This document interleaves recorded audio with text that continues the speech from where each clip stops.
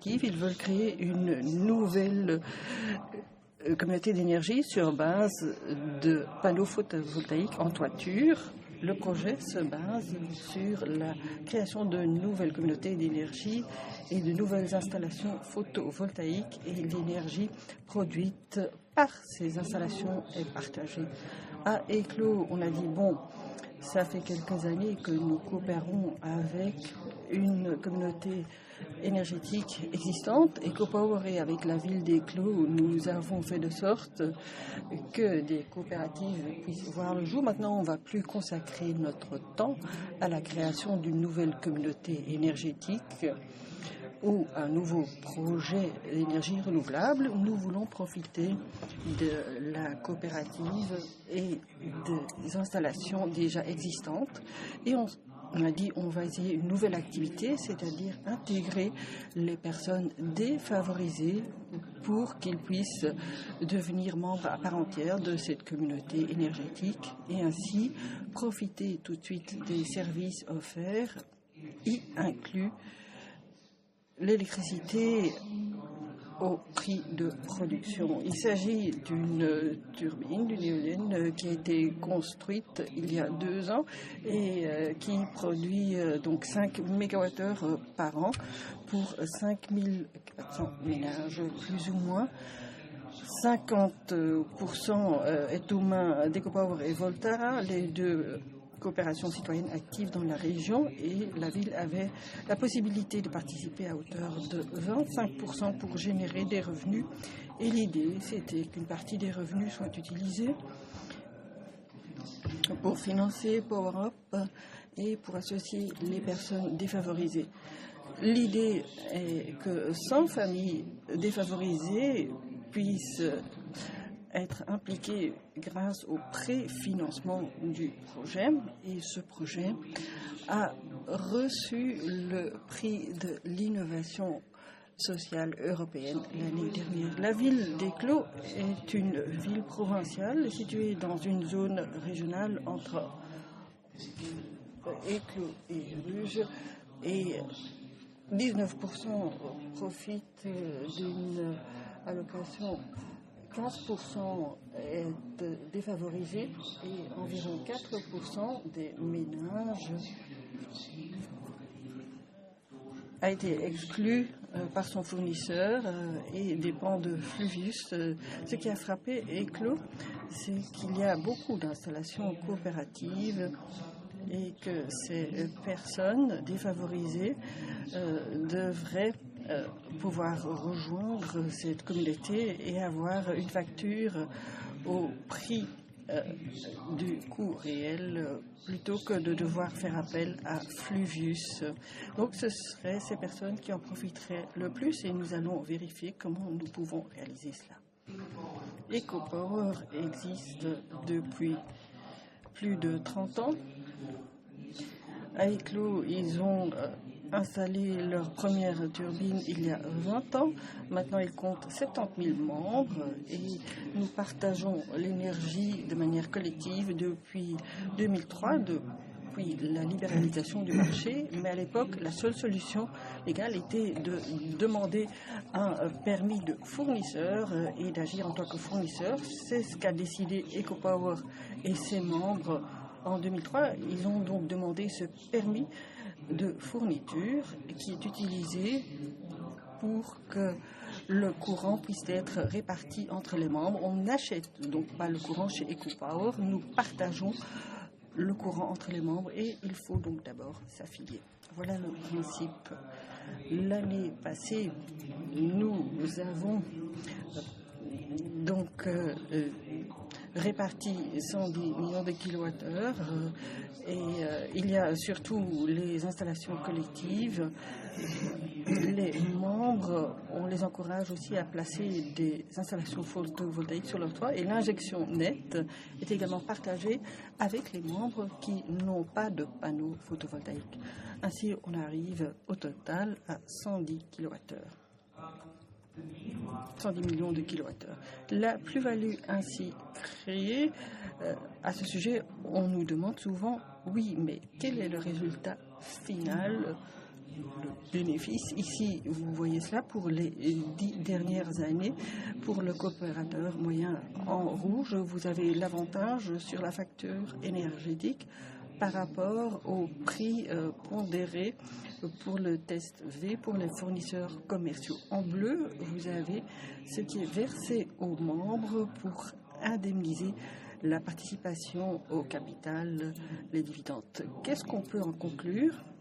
La partie bleue, le dividende, est toujours beaucoup plus petit que l'avantage au niveau de la facture. Et deuxièmement, même par temps économique difficile, pendant les années où il n'y a presque pas de bénéfices et où on ne verse pas de dividendes, l'avantage au niveau de la facture énergétique reste significatif. Et c'est ce qui nous frappe en 2022 lors de la crise énergétique. L'avantage pour la famille EcoPower était en moyenne de 550 €. La valeur de l'action est de 250 €. 70% de nos membres n'a qu'une seule action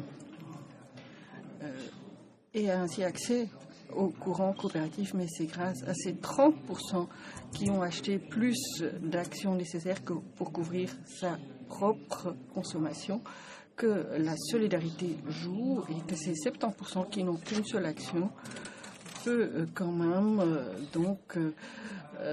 faire appel à EcoPower pour l'ensemble de sa consommation. EcoPower est le seul fournisseur flamand qui, en 2022, a vendu du courant vert au prix de production et pas au prix du gaz.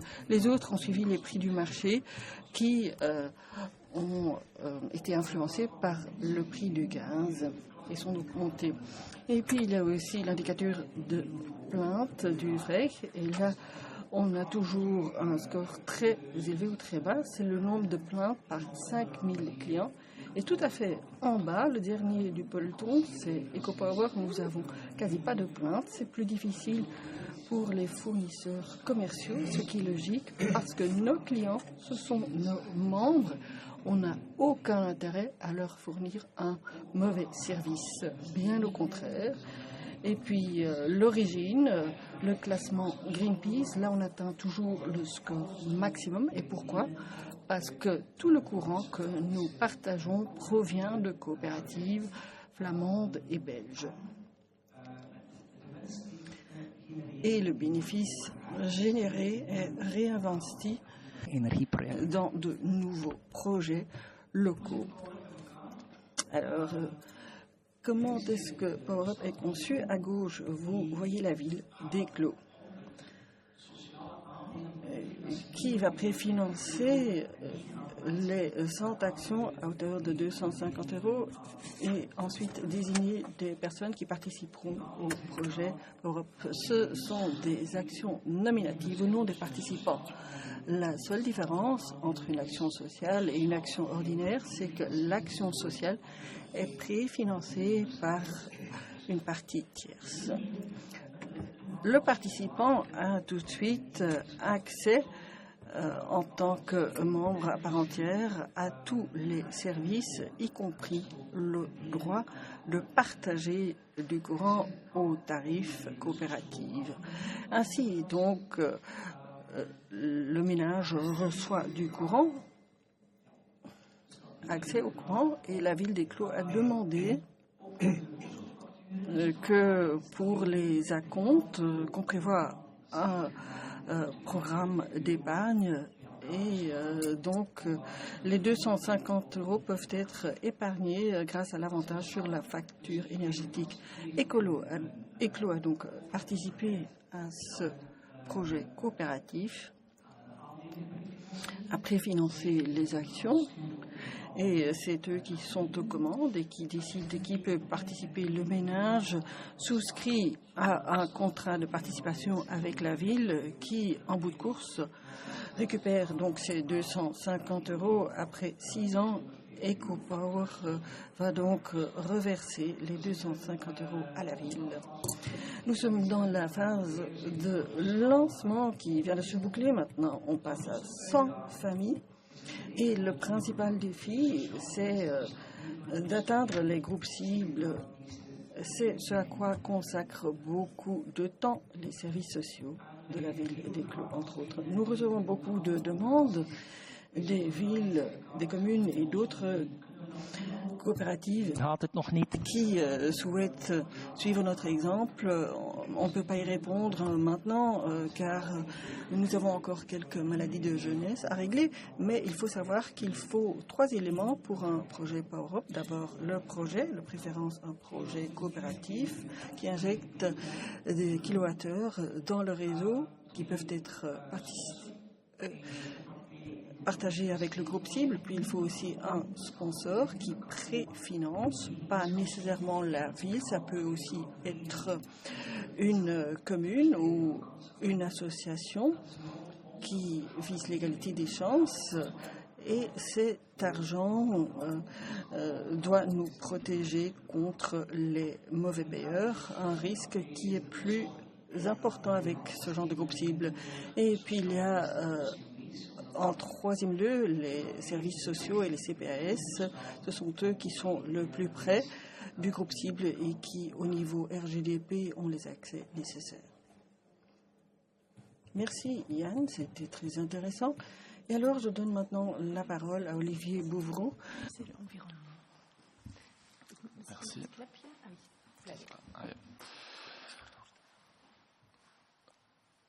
Ok. Bonjour à tous. Je m'appelle Olivier du service facilitateur partage et communauté d'énergie.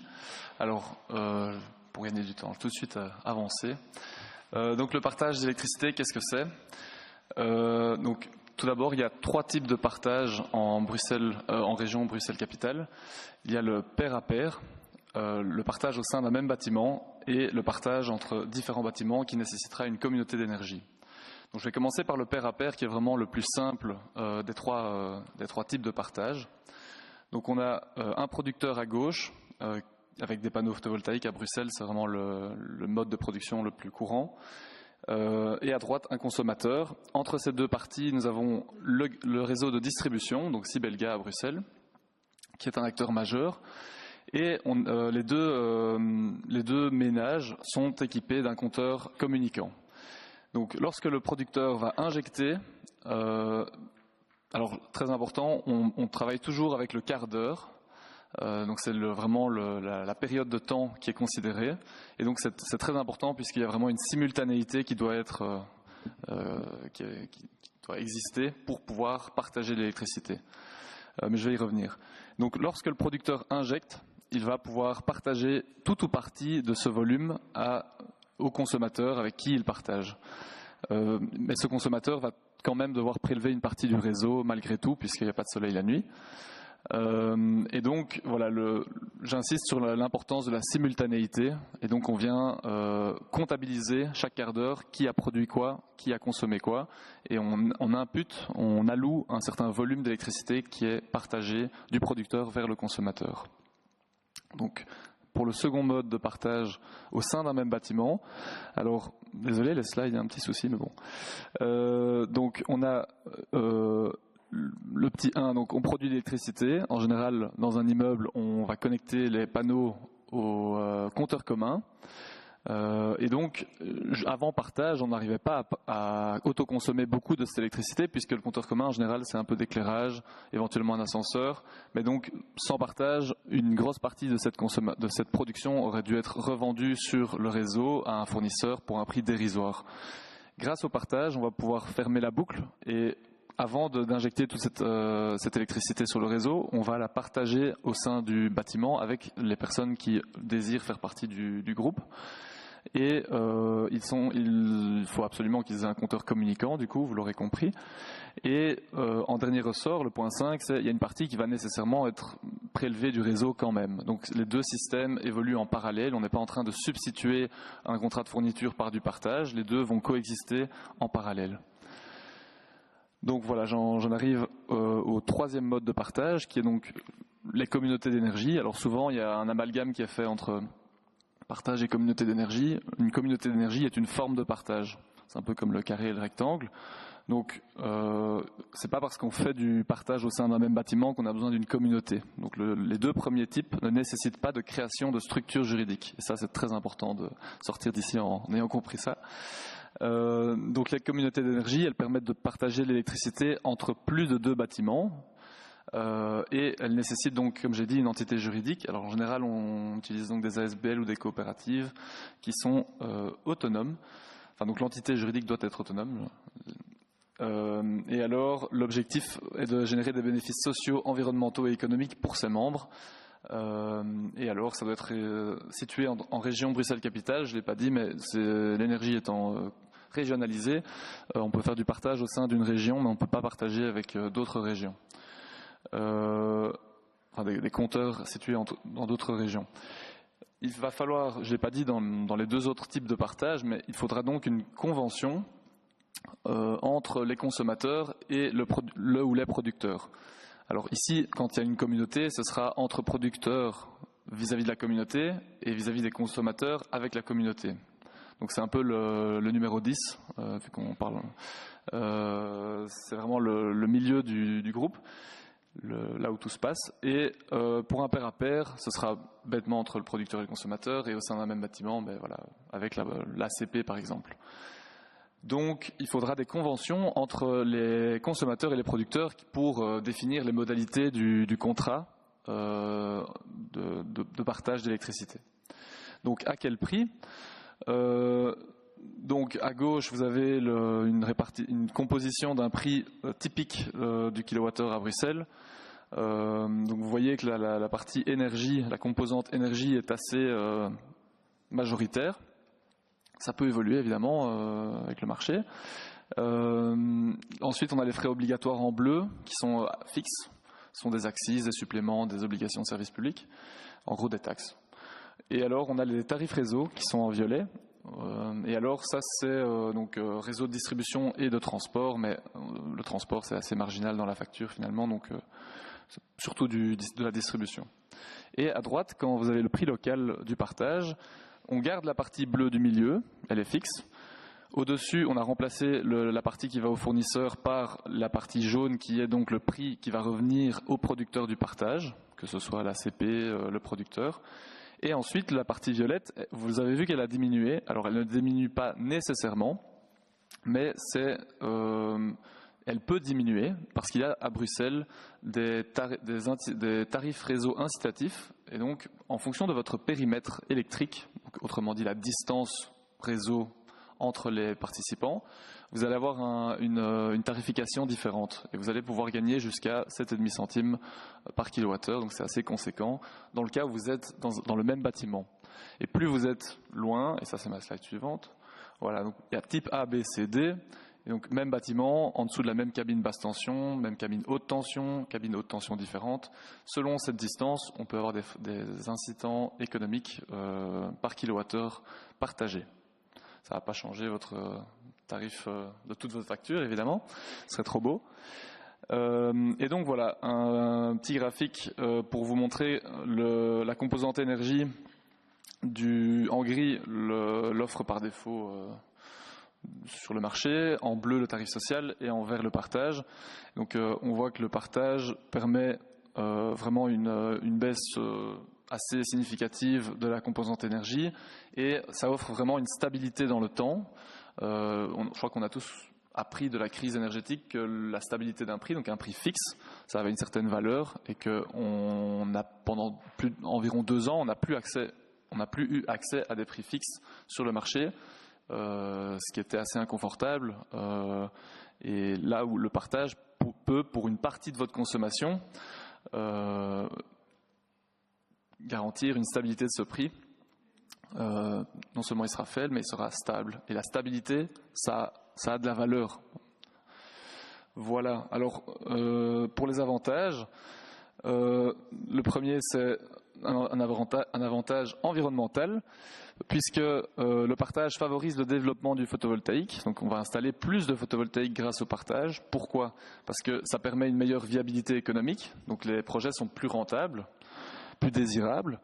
Ensuite, ça permet une meilleure utilisation des toitures, puisque, vous le savez sûrement, on dimensionne en fonction des besoins du bâtiment ou du compteur en général, et donc souvent on a une sous-utilisation du potentiel de la toiture.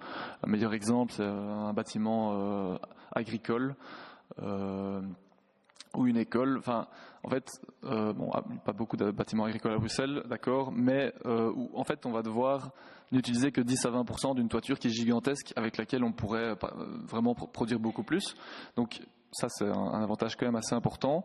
Ensuite, ça va débloquer certains investissements. Donc dans les copropriétés, typiquement, c'est le cas du partage au sein d'un même bâtiment. Pourquoi est-ce qu'à Bruxelles, le PV se développe, le photovoltaïque se développe si peu? Une des raisons, c'est qu'il y a beaucoup de copropriétés. C'est une ville. Et du coup, il n'y avait pas cet intérêt, puisqu'on devait tout injecter sur le réseau, et maintenant on peut partager. Donc ça vient enlever ce frein. Et enfin, pour cette catégorie, ça favorise les changements de comportement de consommation. Et donc ça, c'est vraiment, en fait, ça va inciter les gens à consommer lorsque l'électricité renouvelable est produite. Et ça, c'est absolument indispensable pour le maintien du réseau, pour l'équilibrage. Ok. Du coup, l'équilibrage réseau, c'est que la production et la consommation doivent être égales à tout moment. Et donc, il faut absolument qu'on shift nos consommations au moment de la production. Lutte contre la précarité énergétique, ça permet l'accès à l'énergie renouvelable au bon marché pour des publics précarisés. La professeure d'université l'a bien dit, tout le monde n'a pas accès à du photovoltaïque. Tout ça, c'est payé à Bruxelles par des certificats verts qui sont collectivement payés par les consommateurs d'énergie. Ça permet donc de répartir ce gain vers toutes les tranches de la population et pas seulement un public vraiment favorisé. La stabilité du prix, j'en ai déjà parlé. La démocratie énergétique, ça permet aux citoyens de se réapproprier l'énergie, puisqu'on a tendance à vivre dans une société où on branche son téléphone dans la prise et on se soucie pas vraiment de ce qui se passe derrière. Mais malheureusement, l'énergie, il va falloir un peu la réapproprier si on veut vivre sur une planète un peu durable. Voilà, juste un petit mot très rapide sur le projet Sun Sud, un projet pilote qui a été lancé en 2022 dans un immeuble à logements sociaux à Saint-Gilles. Il y avait 6 compteurs communs, 22 consommateurs, donc des locataires. Maintenant, il y en a 34 en 2024. Donc ça a été un projet qui a été accompagné par Énergie Commune et CityMind pour impliquer les locataires dans la prise de décision. C'est vraiment un projet en co-création pour définir, comprendre la facture d'énergie, quel serait le prix au sein du groupe, parce que ce n'est pas une communauté, c'est un partage au sein d'un même bâtiment. Et donc l'installation a été financée par le Foyer du Sud, c'est pas l'AIS, c'est une CISP, je pense. Et alors, donc ça a amélioré la relation entre les locataires et le Foyer du Sud, plus de confiance entre eux. Et quelques chiffres clés, 36 MWh produits, dont 14 MWh autoconsommés par les communs et 14 MWh partagés avec les locataires, ce qui a permis des économies moyennes par appartement de 100 € par an environ. Voilà, donc quelques chiffres du partage, et après je respecte le temps. Les paires à paires, 86 participants, partage au sein d'un même bâtiment 380, communauté d'énergie 300, au total environ 800 participants en RBC. Ça reste peu, mais moi j'aime à croire que c'est une exponentielle qui est en devenir. Voilà. Juste un mot un très rapide mot. En gros, le facilitateur partage et communauté d'énergie accompagne les porteurs de projets qui veulent se lancer dans le partage, mais que ce soit des citoyens, des entreprises, du public, parapublic. On a des informations générales, on fait des accompagnements personnalisés en ligne et on a plein d'outils, mais on aide aussi à la gestion quotidienne et annuelle plutôt des porteurs de projets. Donc ça, c'est une petite liste non exhaustive des outils qu'on propose. Voilà, et donc le contact est là. Donc si vous aurez les slides, je pense. Oui, je crois que les slides seront en effet partagés après. Je remercie aussi mes collègues du service pour faire le timekeeping. Et merci beaucoup, Olivier. Je donne maintenant la parole à Loïc. Merci. Voilà. Merci. Excusez-moi. Merci. Voilà.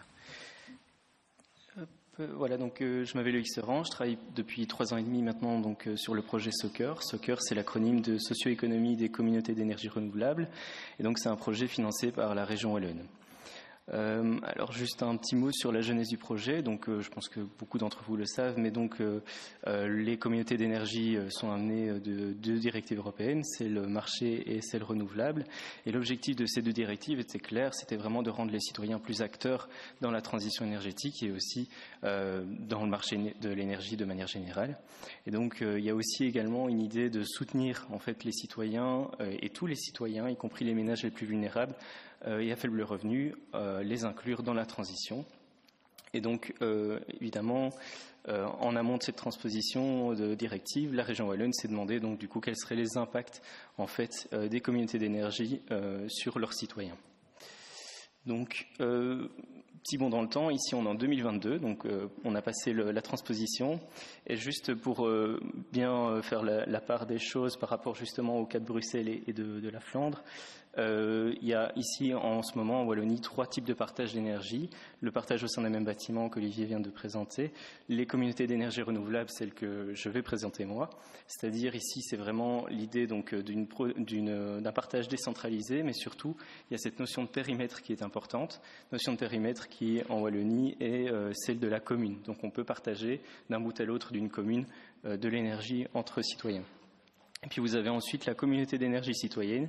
Celle-ci il n'y a pas de délimitation de périmètre. Et en plus de cela, je ne l'ai pas dit pour les communautés d'énergie renouvelable, mais ici, il n'y a pas de restriction au niveau de la production d'énergie. Donc on peut utiliser en fait des énergies polluantes pour produire l'électricité et la partager avec d'autres citoyens. Donc le projet Soccer s'intéresse vraiment à 4 éléments. C'est donc l'inclusion sociale, ce sur quoi je travaille, les performances techniques au sens vraiment les adaptations en termes de comportement et d'usage, et aussi les avantages que les éléments techniques tels que les batteries pouvaient apporter, l'inclusion économique et les performances environnementales des communautés d'énergie que l'on pouvait envisager. On travaille donc avec 8 partenaires et sur 3 territoires, Verviers, Anse et Chapelle-l'Erlémont. Et on a aussi un volet mobilité partagée que je ne présenterai pas ici. Mais donc pour les communautés d'énergie, vous le voyez, les cercles en fait représentent le degré d'implication, de participation des citoyens. Et je vais le montrer juste après. Donc du coup, clairement, on va du plus petit au plus gros en termes d'implication citoyenne. Alors, donc un travail sur 3 territoires depuis 2021. Comme vous le voyez, Verviers, c'est 24 ménages. Il s'agit aussi d'un projet pilote donc, qui a duré 2 ans. Puis ensuite, on a Anse, un quartier donc, de logements sociaux composé de 367 logements. Il y a aussi des propriétaires dans le quartier. Et ensuite, Chapelle-l'Erlémont, où là, on vise toute la commune. Alors, pour le premier Living Lab, laboratoire vivant, donc, comme je l'ai dit, c'est un projet pilote qui a été accepté par la COAP. Et donc, l'idée ici, c'était de créer une communauté d'énergie avant même que le décret soit paru. Et il a duré 2 ans, en fait, ce projet de communauté d'énergie, avec des panneaux qui étaient financés par ORES, le GRD le plus important de Wallonie. Et il faut savoir aussi que l'intérêt était très important au niveau économique pour les participants, puisqu'en fait, la part énergie ou commodité de l'électricité était gratuite pour la partie partagée. Donc ici aussi, en termes d'inclusion et de participation, on est vraiment sur un projet clé sur porte où en amont, les techniciens avaient réfléchi à tout, modalités de partage, tarifs, etc. Et donc on arrivait avec un plan déjà construit et on demandait aux personnes de nous rejoindre ou pas. Donc l'accompagnement, c'est vraiment axé sur le soutien individuel, le porte-à-porte, les courriers et des appels téléphoniques. A contrario, à Anse, on est dans une dynamique beaucoup plus, en tout cas plus inclusive, je dirais, au sens où les citoyens impliqués étaient vraiment là dès le début plutôt des réflexions sur la création de la communauté d'énergie, même si au final, étant donné que c'est un projet donc de rénovation du bâtiment des services publics, les services publics ont évidemment le dernier mot, mais l'idée ici c'était vraiment de les impliquer dès le départ. Et comment est-ce qu'on faisait ça? Donc on créait des ateliers, on demandait aux citoyens eux-mêmes d'impliquer et de présenter le projet à d'autres, et ainsi de suite. Et donc c'est vraiment un travail participatif qui est plus relevé. Actuellement, donc, on a 60 participants aux rencontres sur les 370 ménages.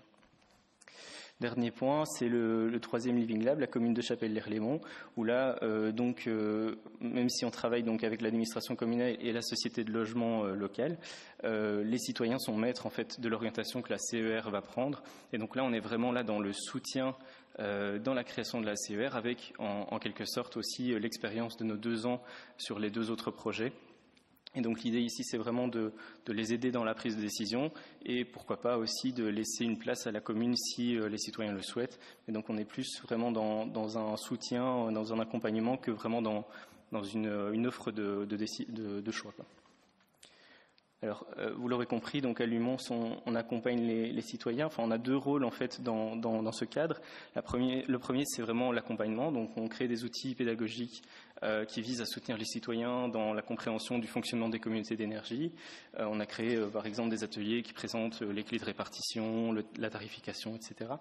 Et également d'assurer la collecte des positions des citoyens et de jouer le rôle d'intermédiaire avec les autres entités du territoire et ainsi permettre vraiment de fluidifier les échanges. Également, évidemment, on a un rôle de recherche et donc on s'axe vraiment sur trois choses. Le premier, c'est les facteurs d'acceptabilité des communautés d'énergie, type l'économie qu'on peut réaliser, les aspects environnementaux, etc. Et puis l'influence aussi des démarches participatives telles que je les ai décrites sur l'acceptabilité des citoyens et surtout aussi l'appropriation quelque part des concepts forts des communautés d'énergie et le fait que quelque part il faille aussi changer les usages pour vraiment en profiter au maximum. Et puis, dernier point, c'est vraiment la portée inclusive des communautés d'énergie au regard des publics auxquels on s'adresse, c'est-à-dire vraiment des locataires sociaux ou même tous les citoyens. Alors, donc là, un exemple des ateliers et des outils pédagogiques qu'on a pu créer. L'idée, c'est vraiment toujours de cibler les apprentissages qui peuvent être concrets et aussi être valorisables dans d'autres cadres. Donc, pas uniquement liés aux communautés d'énergie, mais par exemple aussi approfondir la lecture de la facture, etc. Puisque c'est souvent abstrait pour les gens. Et donc, c'est leur porte d'entrée pour mieux comprendre l'énergie, quelque part. Alors, je n'ai pas tous les résultats ici, mais je voulais juste faire peut-être le focus sur la question de l'implication citoyenne et vous montrer en fait quelque part que ce qu'on remarque, c'est qu'à Verviers, évidemment, du fait de cette faible implication dès le départ du processus, on remarque que la CER alors devient une forme de nouveau fournisseur, en fait, tout simplement. Donc les personnes vont avoir vraiment cette relation avec la communauté d'énergie qui est de type qu'elle pourrait avoir avec un fournisseur classique, disons. Et puis, il y a peu de transformation dans les usages au sens vraiment d'adaptation pour maximiser l'autoconsommation, donc c'est-à-dire la consommation au moment où les panneaux produisent, et évidemment un intérêt beaucoup plus grand au niveau économique et donc du coup quelque part une valorisation de cet intérêt et peut-être même une désaffiliation si cet intérêt disparaît. On remarque aussi qu'il y a une grande dépendance aux organismes qui gèrent la structure, puisque évidemment c'est l'organisme qui leur propose de rejoindre la communauté. Et donc aussi évidemment, et ça je pourrais vous citer quelques auteurs, il y a aussi le risque de cette démarche top-down d'avoir aussi, si la structure tombe pour une raison ou une autre, du coup tout le monde y perd quelque part.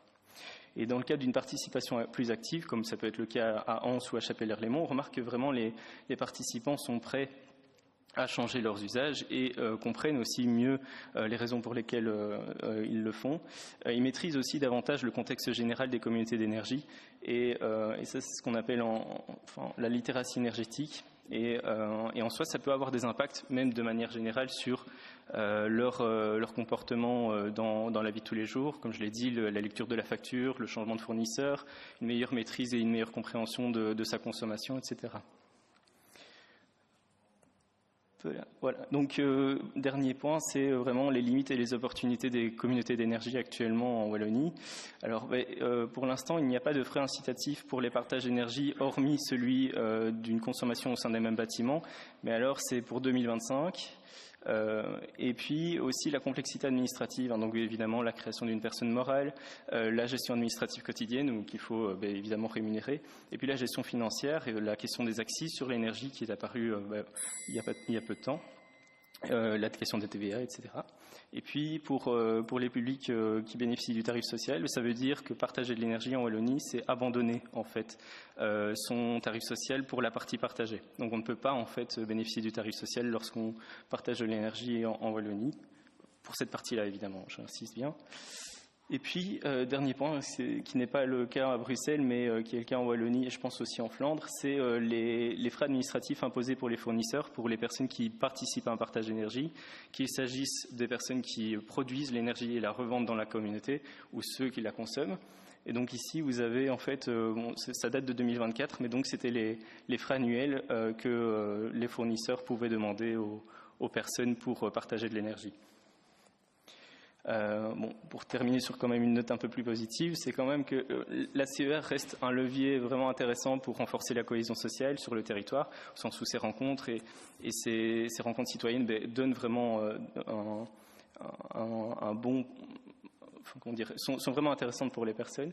Puis évidemment, on valorise aussi l'expertise de vécu, l'expertise du territoire, l'augmentation du niveau de littératie énergétique, comme je l'ai dit, et puis une adaptation des comportements de consommation vers des habitudes plus vertueuses au sens de la transition énergétique, une consommation plus axée sur le midi, etc. Puis le prix du kilowattheure, comme Olivier l'a dit, qui est stable, hein, donc, puisque ce sont des énergies renouvelables, et est moins élevé que celui des fournisseurs. Et puis, dernier point, c'est vraiment donc, la création peut-être même de nouveaux liens avec les organismes publics et les citoyens. Voilà, je vous remercie. Merci beaucoup, Loïc. On attend 2 réactions. Ik zal eerst jou het woord geven. Ik zal eerst Luc Maertens van Reset Vlaanderen het woord geven. Je donne d'abord la parole à Luc Maertens de Reset Flandre. Vous pouvez peut-être partager le micro. Est-ce que vous avez besoin de ceci aussi?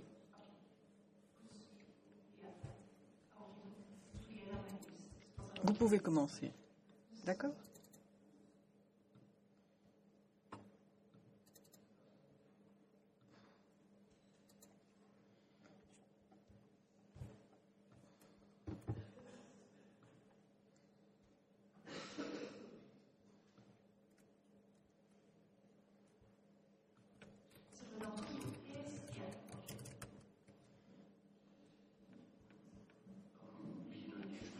Ok, alors on commence quand même par les réactions et nous pouvons partager un micro à nous deux.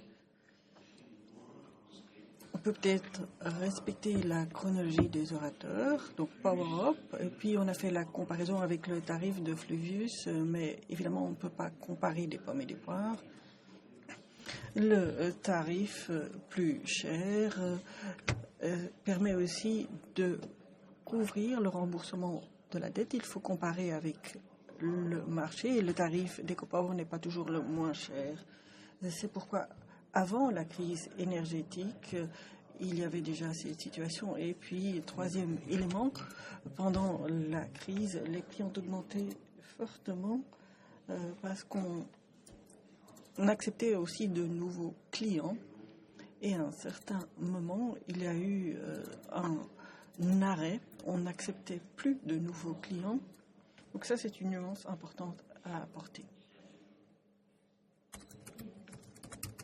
Est-ce que vous souhaitez rebondir là-dessus? Oui. Il est dommage que la partie qui propose un prix plus stable a été inondée de demandes pendant la crise. 2 fournisseurs commerciaux ont fait faillite en 2022 à cause de la crise énergétique.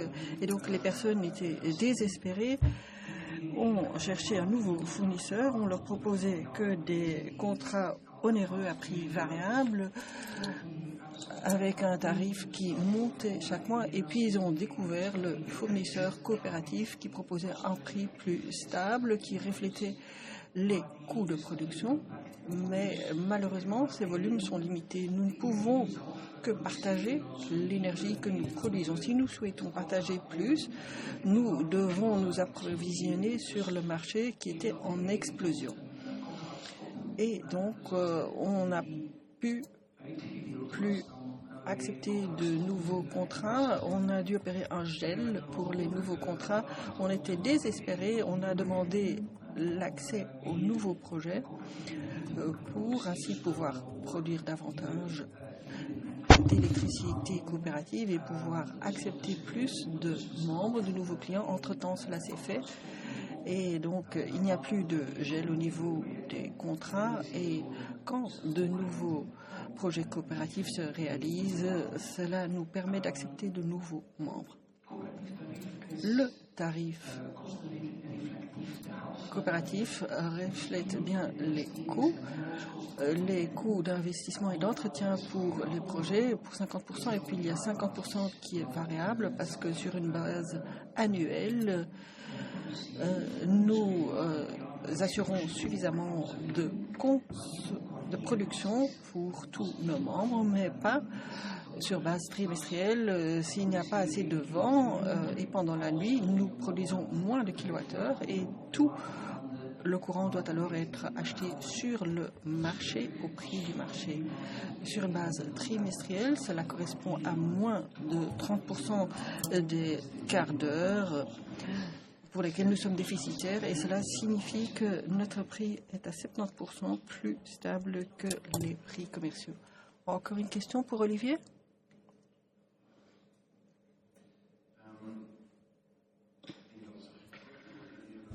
Si vous accordez une réduction sur le tarif réseau, et je crois que c'est possible pour les deux, que vous expérimentez avec cela dans les deux régions, est-ce qu'à ce moment-là, vous vérifiez également quel est l'intérêt possible pour le réseau? Donc, est-ce que cela reflète cela?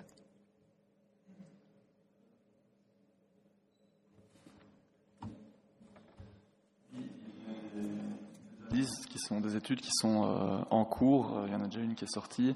Alors c'est très complexe à évaluer et c'est à plusieurs niveaux, puisqu'il y a le réseau de transport et le réseau de distribution.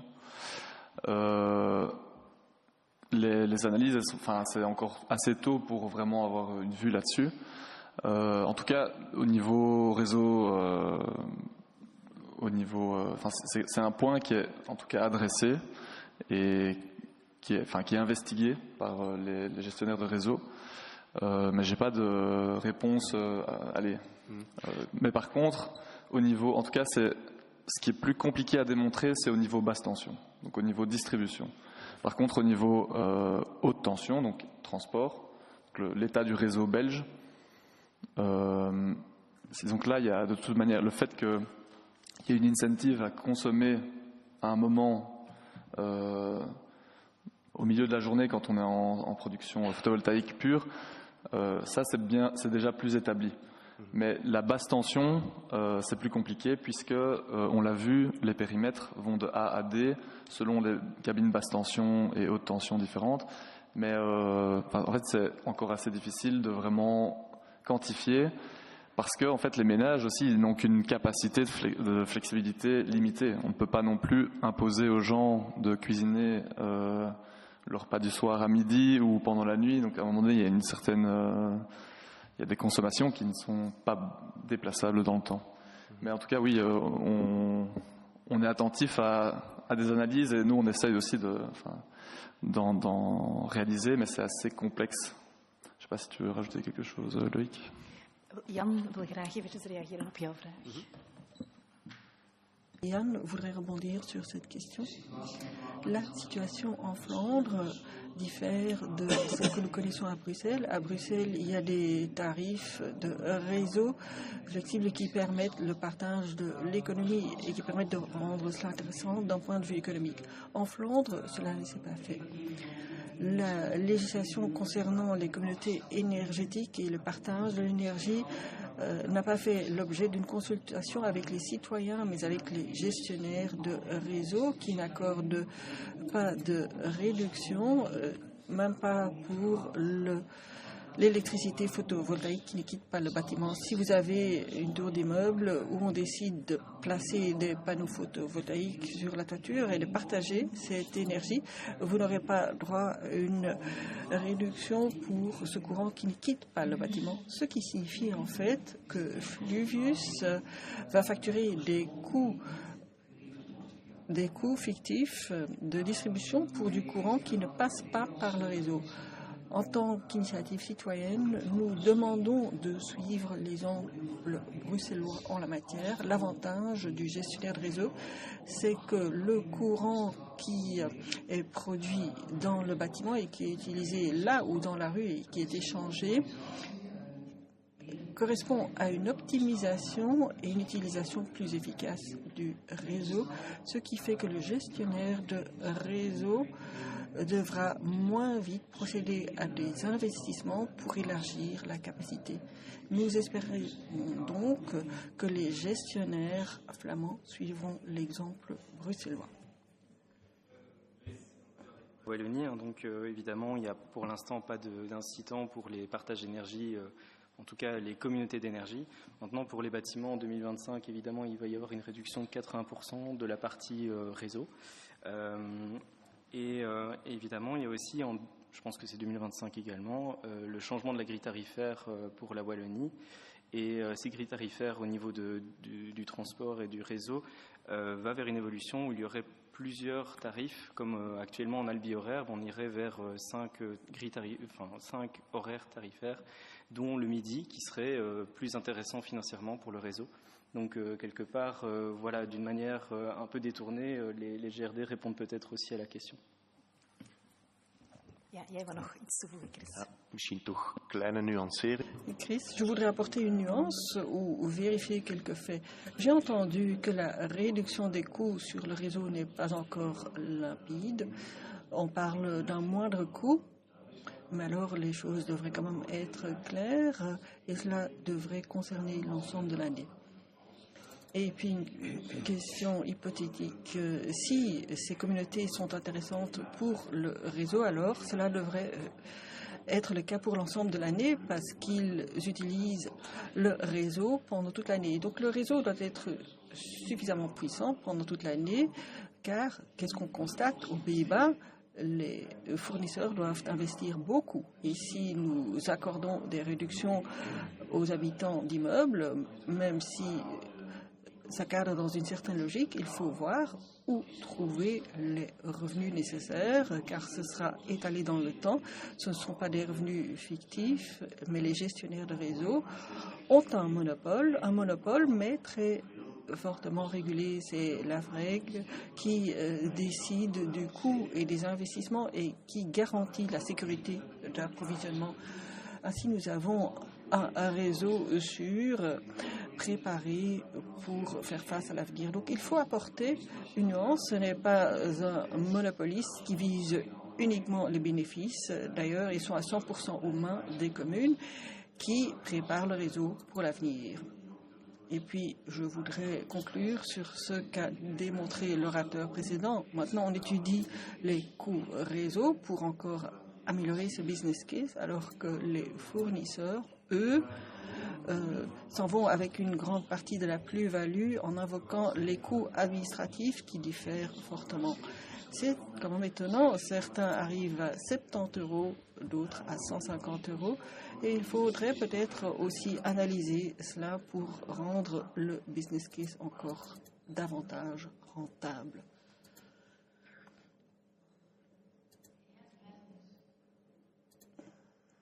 Loïc ? Il reste encore un peu de temps avant que les communautés d'énergie puissent vraiment être opérationnelles en Wallonie, en tout cas. Pour cette raison justement aussi, parce que quelque part on est encore dans un flou par rapport à ça. La question du tarif social, les axes également qui ne sont pas encore tout à fait réglés au niveau même de l'État. Et donc voilà, pour l'instant on est encore en train d'essuyer les plâtres, je pense. Oké, Jannik, geef jou ook nog eventjes het woord. Ja, langs. Du côté flamand, le législateur a obligé tous les fournisseurs à soutenir le partage d'énergie pour les personnes, donc de pair à pair. Avant, les coûts étaient répartis entre tous les clients et puis à un certain moment, on a posé la question suivante. Oui, mais ces communautés doivent devenir une formule à succès et donc on ne peut pas obliger tout le monde à partager au coût. Il faut que ces coût soit partagé par ceux qui partagent l'économie. Et alors ça change la donne, car que demandent les pouvoirs publics? Que chaque individu reçoit un décompte pour chaque quart d'heure, chaque trimestre. Donc 96 multiplié par 305, 65 jours, donc par quart d'heure. Et donc vous devez par exemple échanger des quarts d'heure, quel que soit votre fournisseur. Donc évidemment que cela nécessite un coût d'investissement. Et deuxièmement, les fournisseurs sont responsables pour les coûts du profil et de l'équilibre, du balancement. Si vous ne parvenez pas à réaliser les prévisions, le fournisseur devra payer la différence qui peut être supérieure à la valeur du courant. Et donc, les fournisseurs tentent de se protéger. C'est pourquoi ces peines, ces montants prohibitifs sont facturés aux fournisseurs.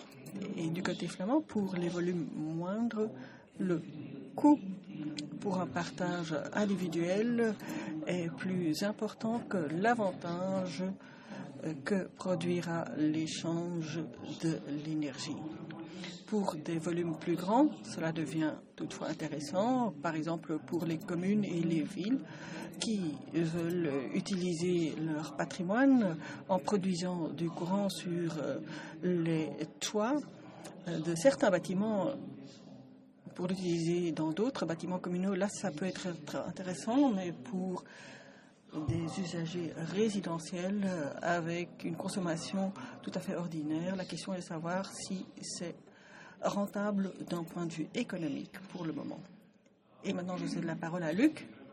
Je commencerai par dire que je suis neuf dans ce secteur, ce qui signifie que je ne vais pas m'aventurer sur cette pente technique, mais j'ai quand même 25 ans d'expérience dans l'économie sociale et je vois que certaines choses reviennent de temps à autre. Par exemple, le modèle de la coopérative et de la communauté qui constitue une sorte de critique face au marché tel qu'il fonctionne de nos jours. En même temps,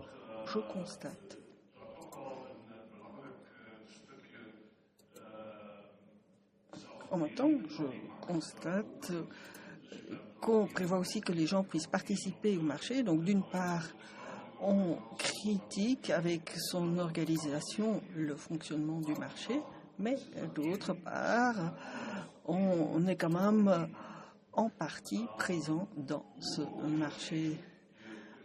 C'est un grand écart. Alors, comment garantir le respect de ces principes dans un marché? Qu'est-ce qui rend ceci unique? Et là, je voudrais établir une parallèle avec autre chose. Comment concrétiser alors son rôle social et ainsi répondre à la critique de ceux qui disent « oui, mais vous perturbez le marché, vous avez une position privilégiée parce que vous êtes subventionné ». Et donc cette concurrence déloyale, c'est quelque chose qui revient toujours lorsqu'on parle de l'économie sociale. Et je vois que c'est également le cas ici.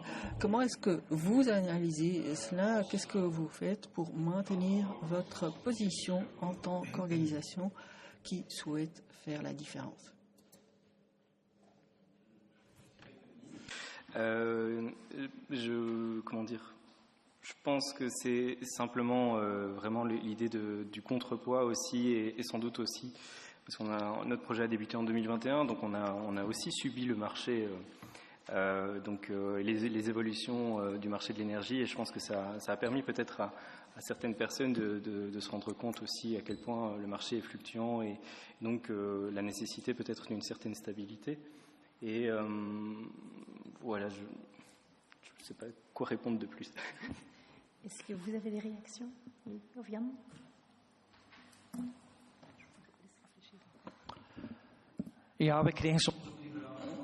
On nous pose parfois également cette question, est-ce que vous ne perturbez pas le marché?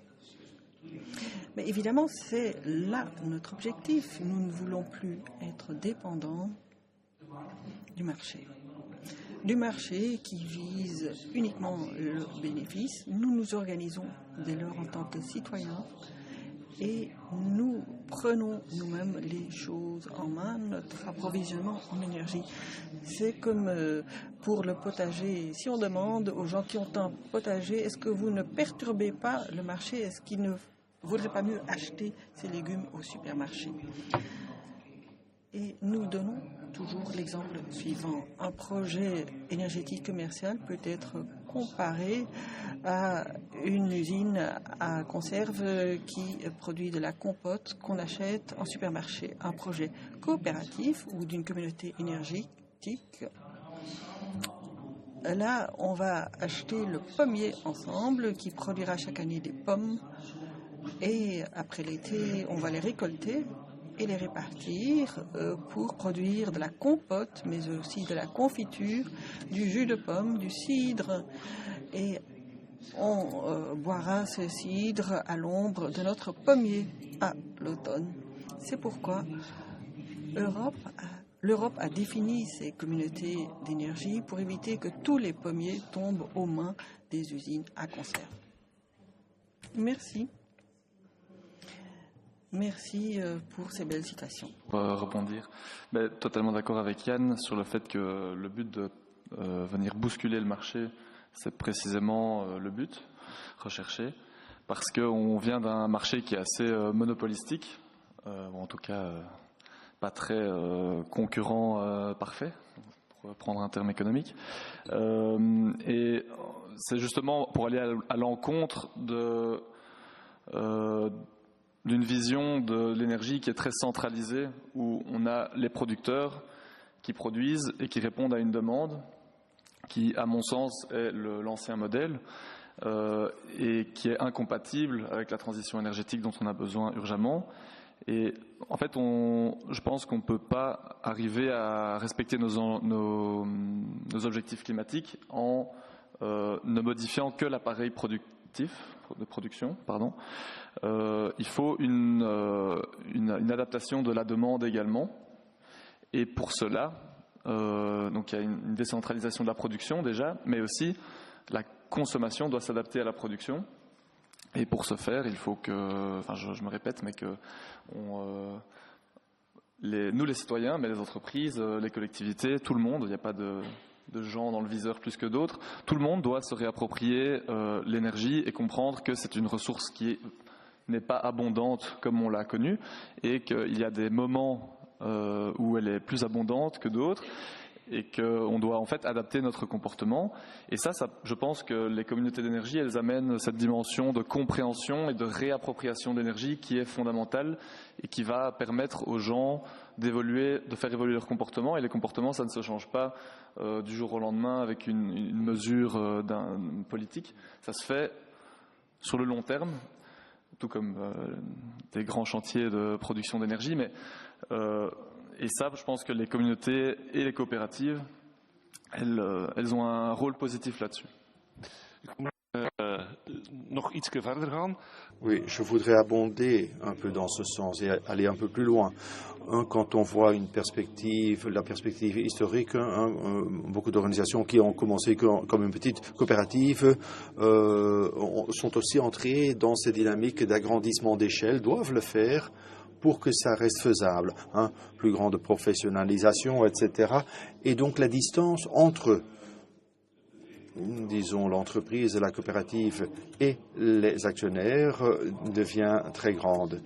Et souvent on voit qu'on décroche au niveau de la participation, au niveau du lien avec l'association, aliénation, et quand on regarde le monde bancaire, ça a déjà provoqué des situations bizarres. Comment est-ce que nous parvenons à maintenir cette union d'une bonne manière, à créer une vraie participation? Ça, c'est un aspect. Et de deux, comment faire en sorte que ce soit accessible pour des personnes à bas revenus, qui souvent n'ont pas l'opportunité de faire entendre leur voix. Je trouve personnellement que le seuil est déjà relativement élevé pour pouvoir participer. Eh bien, comment faire en sorte que ces personnes soient vraiment entendues? Et un troisième élément, si nous produisons de l'énergie dans une communauté, est-ce que notre but social n'est pas précisément de faire en sorte que le mécanisme de répartition, de distribution que nous créons soit également appliqué de manière spécifique à la règle? Je trouve que les chiffres d'éclos, il y en était très beau. On a la production, voilà, il y a autant de ménages. Nous allons pouvoir fournir à autant de ménages défavorisés. Si on pouvait prendre comme miroir la question de savoir combien de ménages doivent être livrés, combien de coopérants nous faut-il pour faire en sorte que on puisse créer là un mécanisme de redistribution. Et jusqu'où est-ce qu'on va dans la pratique? Eh bien, quand on va encore un peu plus loin, dernier élément que j'aimerais apporter, l'exemple d'Eclos était de dire le préfinancement depuis la commune. Eh bien, si moi, en tant que coopérant, on me demandait de céder une part pour offrir une part gratuite à quelqu'un d'autre, je voudrais aussi pouvoir le faire. Est-ce qu'on réfléchit à cette question-là? Yann, je te passe d'abord la parole. Pour répondre d'abord à ta dernière question, oui, on réfléchit à cette question. On est en train d'envisager de créer un fonds social pour permettre à des personnes qui veulent abandonner une partie de leurs dividendes et ainsi créer ce rôle sociétal. Pour répondre à tes autres questions, actuellement, il y a 43 coopératives d'énergie en Belgique.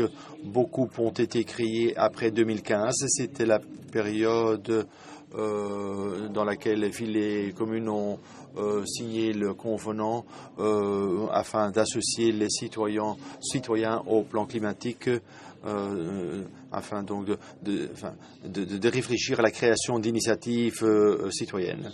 Beaucoup de citoyens ont profité de cette opportunité pour dire voilà, le moment est venu, on veut faire quelque chose et prendre une initiative dans ce sens et donc créer une coopérative. Les premières années, ça a été porté complètement par des bénévoles. Nous avons toujours émis le message que si vous le faites, veillez à ce que votre projet soit viable à long terme. Avec la réglementation flamande actuelle, il faut compter que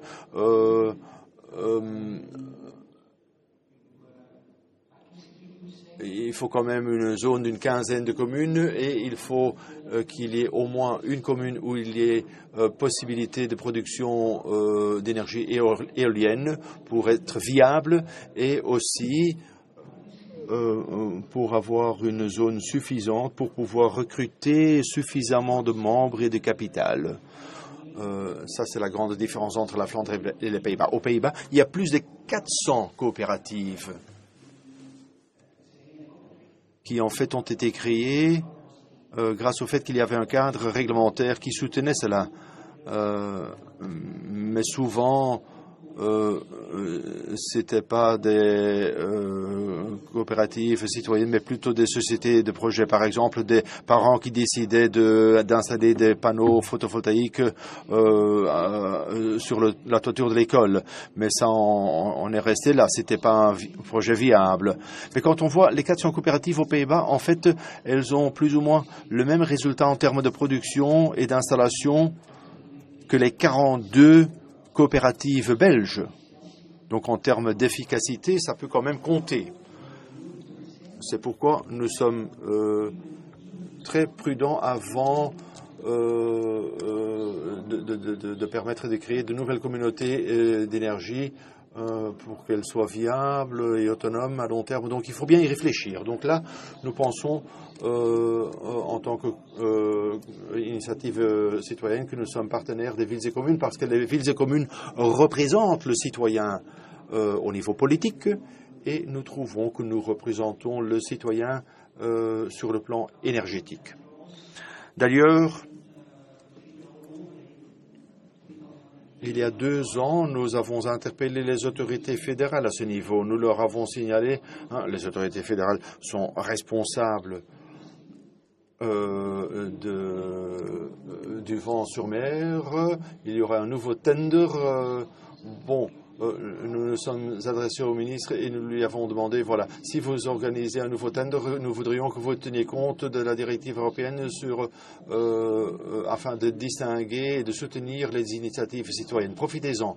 Et le nouveau tender qui a été approuvé par le gouvernement fédéral avant les vacances, là, il y aura de la marge pour aller jusqu'à 20% de participation des citoyens. Et cette participation des citoyens pourra être concrétisée de deux manières. Une moitié sur le plan financier, donc en tant qu'investisseur, afin de pouvoir en profiter, et l'autre moitié sur le plan économique. Donc, on aura également accès au courant produit, ou une partie du courant produit qui sera produite sur mer, comme on fait sur terre depuis des années. Et de cette manière, nous pourrons mettre suffisamment d'énergie à la disposition afin que la part de marché de l'énergie citoyenne, donc énergie produite et partagée par nous-mêmes, qui est à 2% maintenant en Flandre, afin pour relever cela à 20%, on espère. La première question qui avait été posée, c'est... Vous l'avez montré dans votre exposé, la participation, qui n'est quand même pas toujours évidente, mais aussi l'engagement quelque part des citoyens. Est-ce qu'il y a encore des remarques supplémentaires par rapport à ça? Oui, donc déjà, c'est vrai que quand on crée un projet sur un territoire, on a souvent les convaincus qui arrivent en premier. Il ne faut pas rester non plus nécessairement sur ces premières victoires, disons, parce que clairement, sinon, on va peut-être accentuer quelque part, disons, l'effet Mathieu. Donc il faut bien penser aussi à cela quand on travaille. Et dans notre travail de terrain, justement, on va souvent travailler sur la mobilisation par les pairs. Donc on va essayer vraiment d'impliquer les citoyens qui viennent avec nous dans la création de la communauté d'énergie, dans la réalisation des ateliers par eux-mêmes. Donc c'est-à-dire que quelque part on fait en sorte aussi que ces outils soient adaptés pour qu'eux-mêmes puissent aussi les réutiliser. On a aussi, je le montrais sur une des slides, mais on a des outils de communication qui sont en fait très adaptés pour permettre aux personnes de présenter cela à leurs amis, leurs voisins, etc. Et donc on travaille vraiment sur cette question de la création et de l'entretien du lien qui est déjà existant quelque part. Ça, c'est important. Et puis, je suis d'accord avec Olivier. Tout à l'heure, il disait que c'était un concept qu'il faut se réapproprier, l'énergie, mais c'est très difficile en fait, parce que quelque part on ne comprend pas nécessairement comment ça fonctionne, ne serait-ce que le marché de l'énergie en lui-même, et donc du coup ça demande du temps, mais c'est faisable, et il y a des chouettes associations qui le font déjà, et nous aussi dans le cadre de nos ateliers, on a justement essayé de déconstruire toutes ces questions-là pour pouvoir vraiment avoir le niveau zéro en matière d'énergie, mais toujours apporter des informations supplémentaires. Et ça, c'est compliqué, mais c'est faisable, je pense.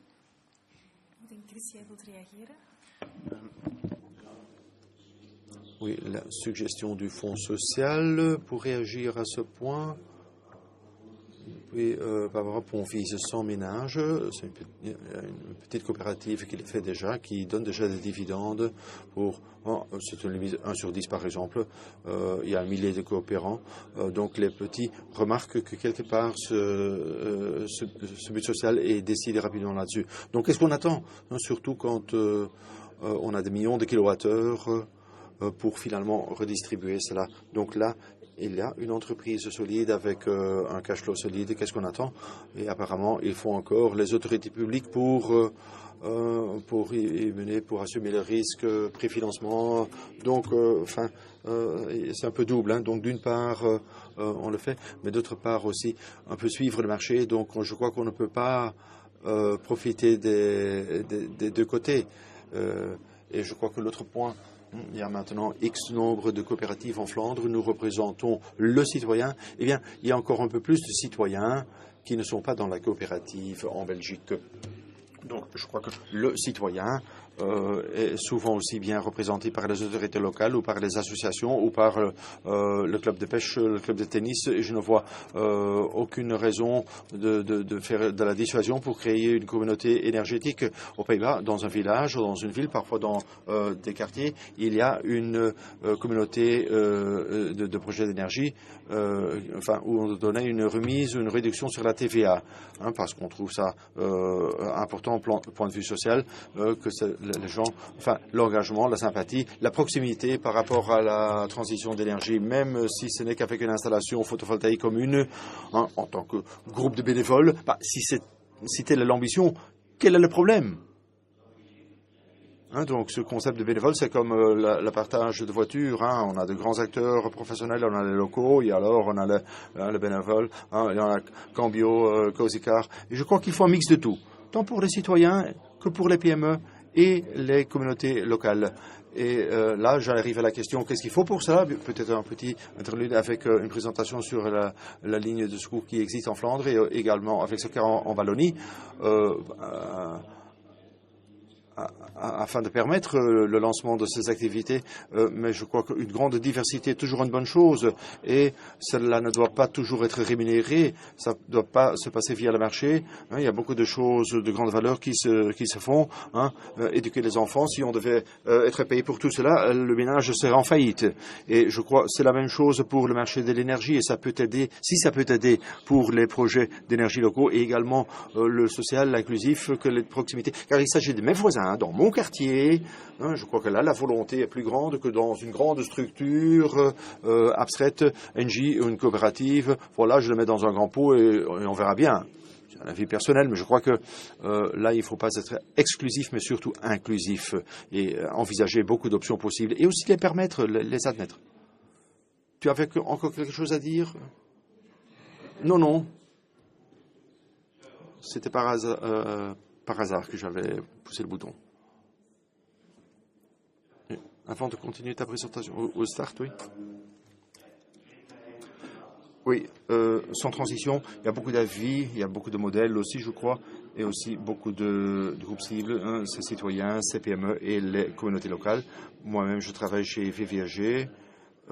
Ces dernières années, nous sommes parvenus à faire de la promotion active, que les entités locales publiques aussi rompent une lance pour la transition d'énergie inclusive. Pourquoi? Eh bien parce que dans beaucoup d'autres domaines, et c'est un regard intégré, là aussi ça s'est fait. CPAS, Société de logement social, leur business model c'est faire des pertes.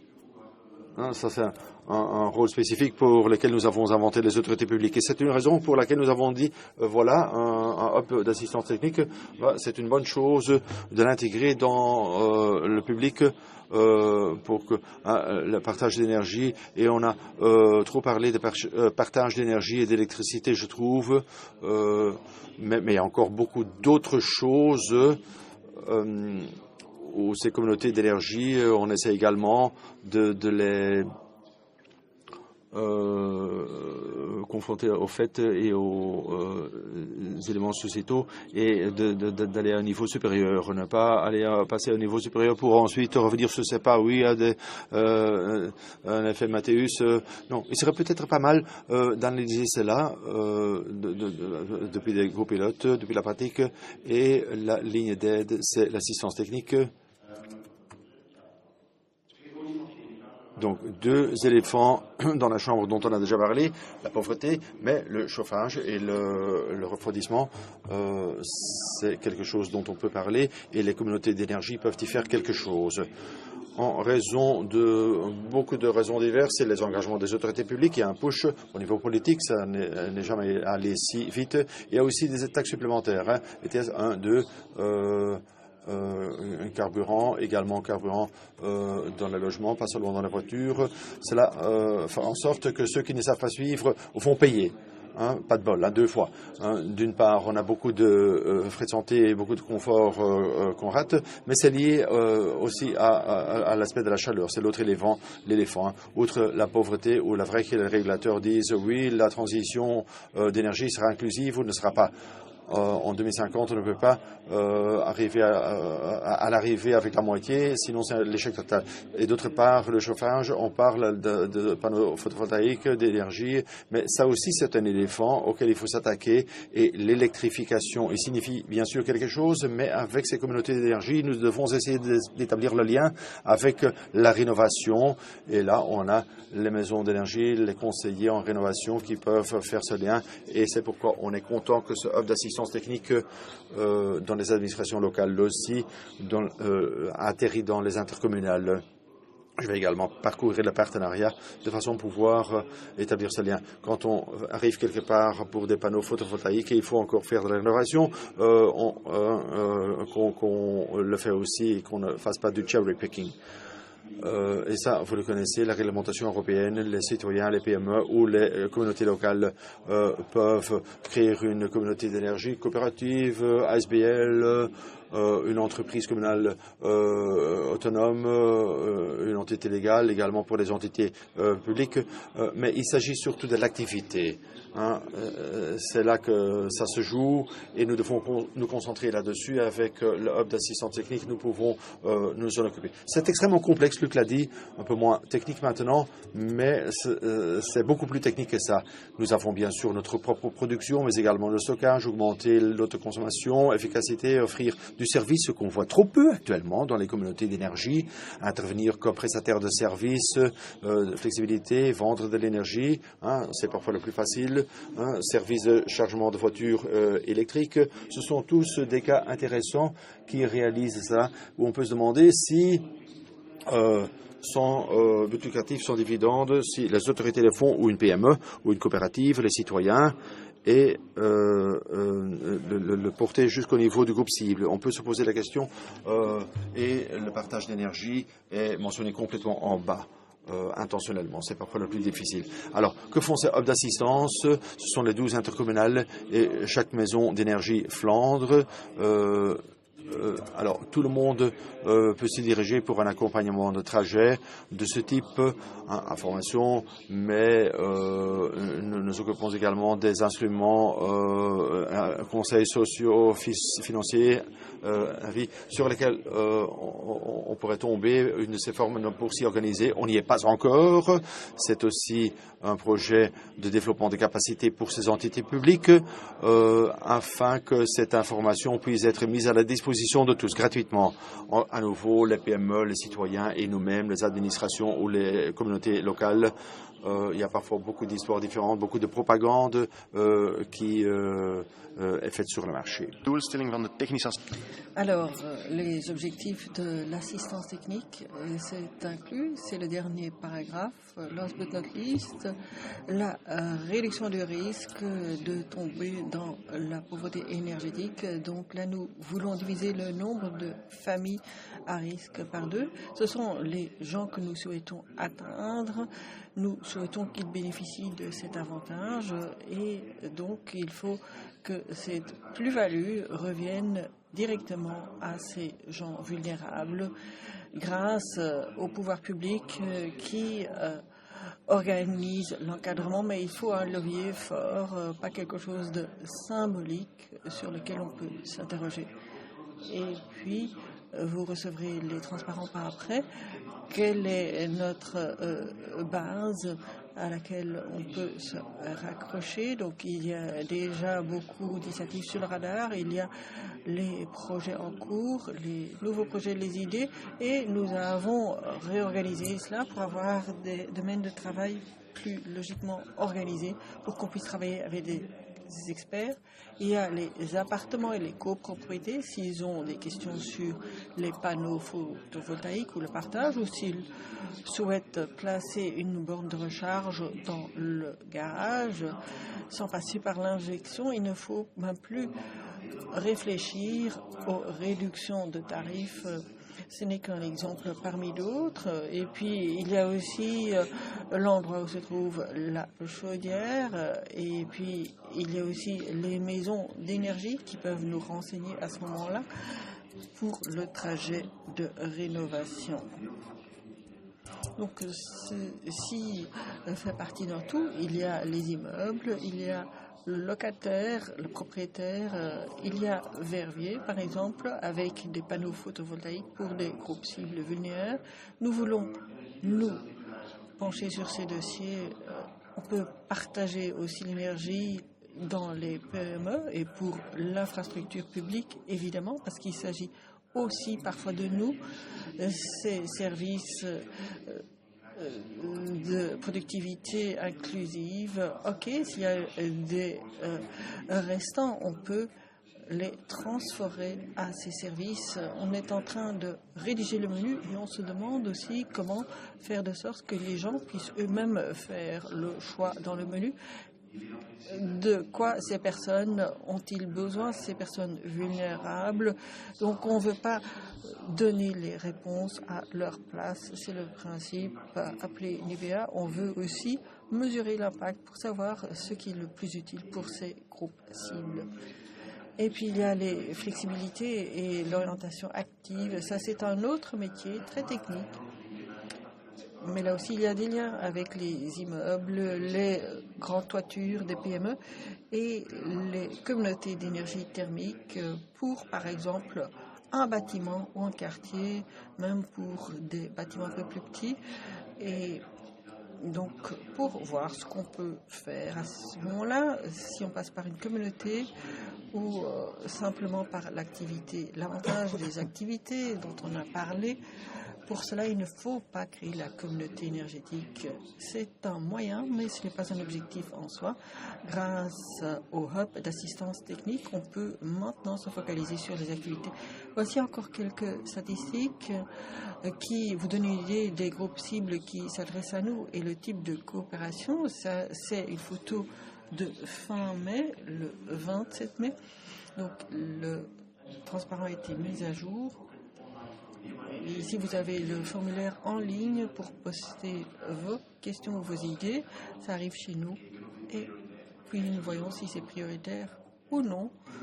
On répond de toute façon, on vérifie si on peut vous aider. Si oui, on vous propose un type d'accompagnement et des informations pour que vous ne devrez pas réinventer l'eau chaude. Et donc, voilà, je fais la promotion de mon organisation, mais avec l'autorisation des organisateurs. Nous avons reçu 3 millions d'euros et donc on pourra se mettre au travail et nous prévoyons dès lors cet accompagnement. N'hésitez pas à venir nous voir avec vos projets. Merci Chris, je vois déjà une première question de la salle. On va vous passer le micro pour la traduction.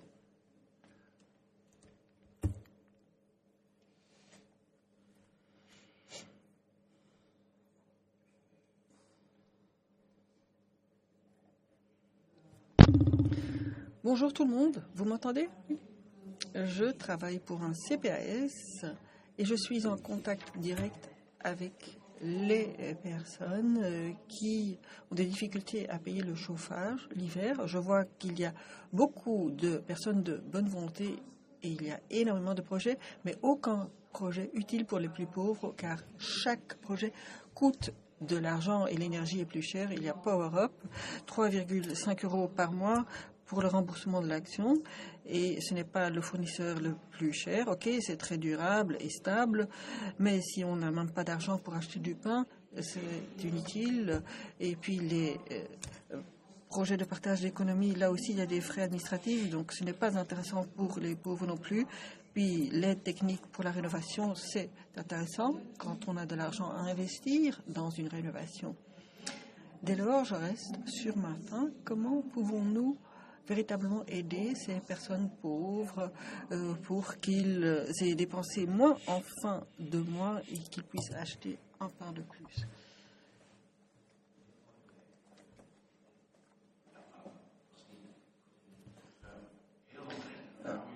C'est une question tout à fait pertinente. C'est pourquoi on a parlé des communautés et qu'on voudrait intégrer tout cela dans les projets de rénovation. On le sait, l'effet Mathieu est très important. On en parlera encore cet après-midi et il y a donc aussi un fonds d'urgence. Mais c'est vrai, tout cela est très délimité et comme vous le disiez, il y a un groupe plus large. Ce fonds s'adresse aux propriétaires, mais on pourrait l'ouvrir aussi aux locataires dans une application XXL pour faire de sorte que tout cela soit possible sans préfinancement et sans amortissement mensuel.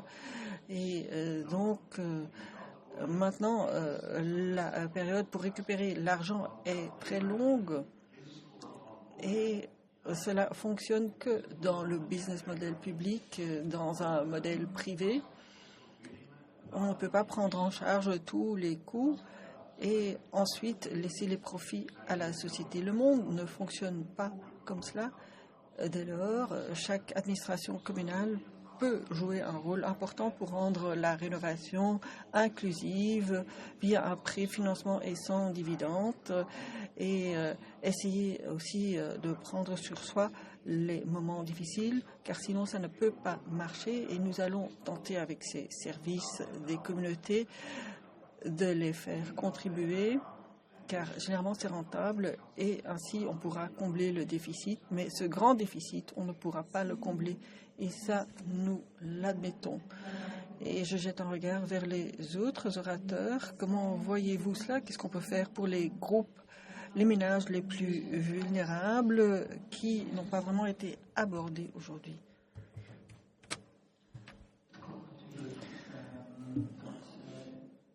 Il est en fait que les plus vulnérables, pour eux, il faut s'adresser au pouvoir public qui devront investir dans la société. En tant qu'initiative citoyenne, nous sommes entre les deux chaises, les pouvoirs publics et les acteurs commerciaux. Quelqu'un a demandé que faut-il faire pour passer à une échelle plus grande. En fait, il faut plus de projets, des projets coopératifs et un meilleur accès à ces projets.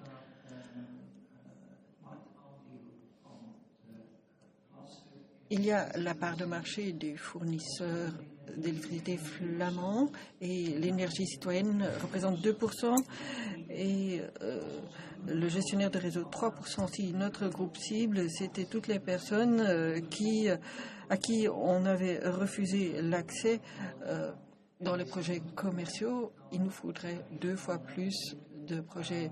Nous sommes moins chers que les gestionnaires de réseau. On ne va pas accepter des personnes pour qui cela représente un avantage de plus de 40 € au niveau de l'action. Donc voilà nos critères. Nous sommes entre les deux. Et nous avons cette intention, cette ambition. Si vous faites le V-test, vous trouverez en effet des fournisseurs moins chers, mais ces fournisseurs ne vont pas accepter ce type de clientèle ou bien le client devra payer une prime pour être accepté, une prime qui couvre le risque de non-paiement ou bien après ne pas avoir payé 3 fois la facture. Ils retourneront à la case départ du fournisseur d'urgence. Dès lors, je crois que nous sommes une partie de la solution, mais évidemment, il s'agit uniquement de la facture d'énergie.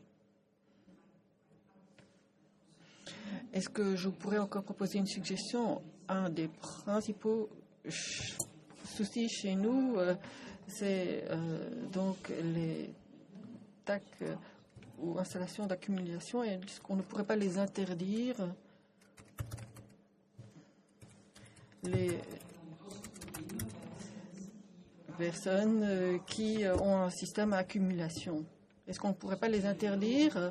Donc ils utilisent ce chauffage d'accumulation et ne l'allument pas l'hiver, ils vivent à 12 degrés parce qu'ils ne peuvent pas payer la facture. Est-ce qu'on ne pourrait pas interdire ces systèmes à accumulation ou prévoir leur remplacement dans un délai très court? Oui, tout à fait. Il y a plusieurs éléments qui jouent. Beaucoup de personnes défavorisées ont des appareils énergivores. Il faut payer la rénovation, il faudrait changer les appareils, les remplacer, et tout cela est lié. Donc il faut vraiment avoir une vision d'ensemble, car sinon on aura d'une part un tarif plus intéressant, mais aussi des appareils très énergivores. Nous ne pouvons pas étudier chaque aspect séparément et dire voilà, on fait de notre mieux. Ça ne va pas, il faut vraiment bien coordonner les choses et ça vaut dans de nombreux domaines politiques, ce qui fait que les bonnes intentions conduisent finalement à un gaspillage des moyens publics. Il faut dès lors une approche holistique et bien voir ce qui tient ensemble et viser une approche cohérente, ce qui nécessite un changement d'esprit tant au niveau des administrations communales qu'aux autres niveaux. On voit cela à tous les niveaux. Et outre les incitants, il faut aussi interdire certaines choses. En ce qui concerne les logements sociaux, vous avez tout à fait raison, il faut passer à la vitesse supérieure. C'est très cher, ce type de chauffage, et il faut aussi procéder à un tax shift, quitter l'énergie fossile. Mais c'est vrai, il faut une approche holistique et les communautés énergétiques en sont encore à le premier pas. On expérimente, mais après il faudra faire des choix bien réfléchis et pertinents d'un point de vue sociétal. Je crois que ces communautés seront bonnes pour beaucoup de choses. Il faudra plus d'énergie renouvelable et il faudra aussi profiter des avantages réseau démontrables et il faut une approche inclusive. Pour moi, c'est aussi la finalité de la réglementation européenne, une approche bottom-up, donner plus de droits aux citoyens et aux PME. Nous sommes obligés, en tant que pouvoir public, de bien étudier tous les éléments et de donner des incitants pour ce type d'initiative. Malheureusement, ces initiatives ne voient pas encore suffisamment le jour. Elles ne sont pas une... J'attends, vous mettez votre casque. Donc, je suis bien d'accord, les communautés et le partage ne viennent pas comme un coup de baguette magique tout résoudre pour les publics précarisés. Je pense que pour le chauffage, ça vaut la peine de le dire. En fait, vu que le partage d'électricité, quand c'est de l'électricité solaire, ça ne va absolument pas aider pour le chauffage. Donc ce n'est pas une solution, puisqu'on produit beaucoup en été, printemps, automne, et très très peu en hiver. Donc ce n'est pas. Donc, au mieux, on produira de l'eau chaude sanitaire, mais en hiver, je parle. Mais ça ne va pas permettre de solutionner le problème du chauffage. Ça, c'est déjà important de le souligner. Et donc je pense que comme le projet Sun Sud le montre, des investissements pour des CISP ou des logements sociaux permettent une diminution d'une partie de la consommation, donc de la facture, pardon. Mais ce n'est pas non plus ce qui va éradiquer complètement le problème. Je pense qu'il y a pour le problème des passoires thermiques, etc. En fait, je n'ai pas de solution toute faite, mais je vois plusieurs possibilités, notamment des incitants et des obligations pour les propriétaires bailleurs de faire des travaux. Et je pense qu'on a déjà, avec le gel des loyers, on a vu déjà, notamment HomeGrid, voir beaucoup plus de demandes, à Bruxelles, donc c'est un service. On a beaucoup de propriétaires bailleurs se sont commencés à s'emparer du sujet. Ah tiens, je ne peux pas indexer mon loyer. Et ils commencent à réfléchir, quels sont les leviers que je peux utiliser pour améliorer ma PEB. Donc il y a la PEB et aussi des solutions de loyer conventionné ou ce genre de choses. Et aussi des mécanismes d'accompagnement, parce qu'il n'y a pas que le frein économique, il y a aussi, si je veux faire des travaux dans ma maison, c'est compliqué de vivre dans la maison, donc il y a des gros travaux qui nécessitent un déplacement, et donc il y a des solutions qui peuvent être imaginées, où on peut imaginer des logements de transit pour des personnes qui seraient mis à disposition pour un temps, le temps des travaux. Voilà, c'est juste des idées comme ça. Bonjour, Valérie Bernard. Je coordonne une association de promotion du logement en Wallonie, à Liège. Et donc notre objectif, c'est la rénovation de logements inhabités, inoccupés et l'accompagnement des publics venant de la rue vers ces logements. Nous avons donc un petit patrimoine au fil des années avec des donations d'immeubles, des achats via des subsides.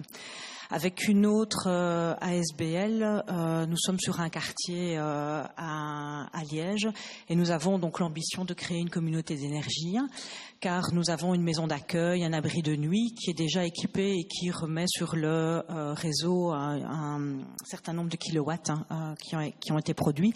Nous avons aussi une vingtaine de logements qui sont mis à disposition du public pour les stabiliser en logement.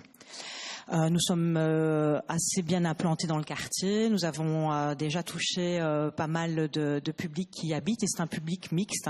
Donc des gens assez aisés qui sont producteurs ou consommateurs. Certains ont déjà équipé leur maison.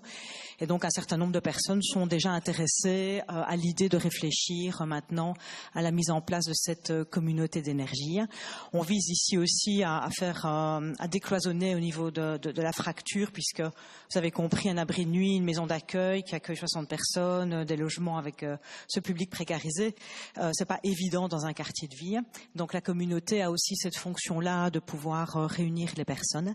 Donc on a lancé les choses, la dynamique. On est accompagné aussi par l'ULG, par un labo, le Lucide, pour tout ce qui est le comportement, pour amener les personnes à faire communauté et à pouvoir y trouver du sens. Alors je vous entends et donc ça me réjouit et je me dis qui parmi vous et comment vous pourriez nous aider à avancer dans ce projet.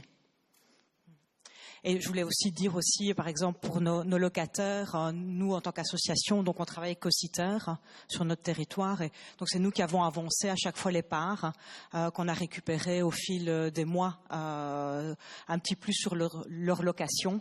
Donc voilà, un mécanisme qu'on a mis en place pour que chacun ait une possibilité d'avoir Cositer.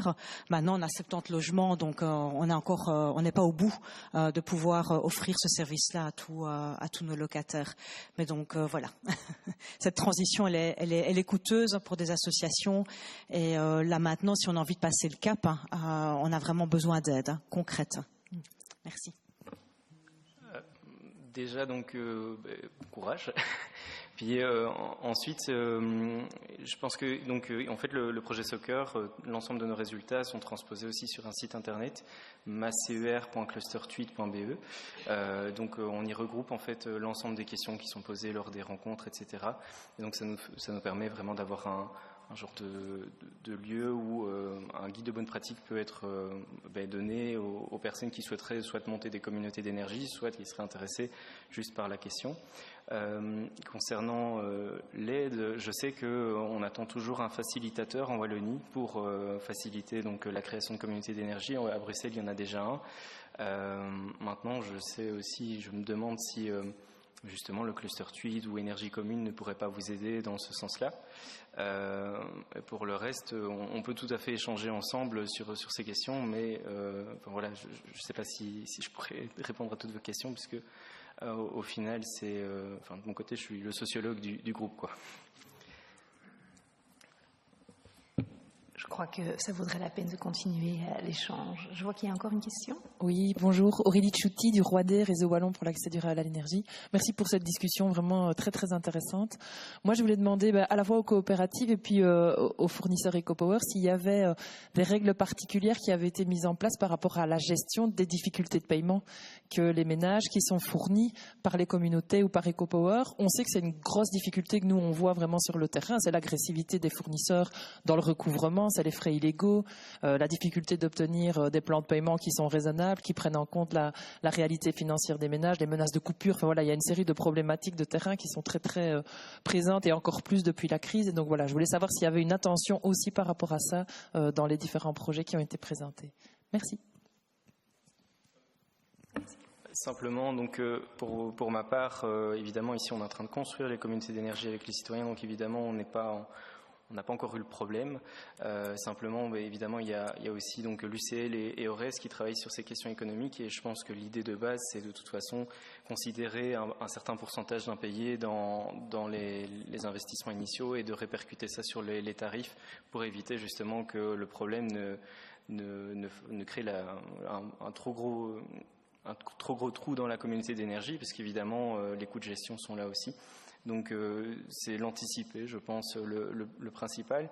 Et puis évidemment, si un investissement communal ou même du CPS, etc., peut être possible, ou en tout cas une aide supplémentaire peut être là, ça pourrait aussi aider et solutionner ce genre de problématiques.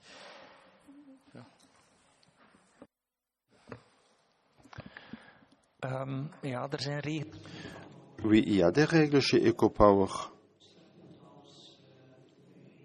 pour accompagner les mauvais payeurs. C'est logique car ces personnes sont aussi bien des membres que d'autres membres. Nous voulons faire de notre mieux pour les garder.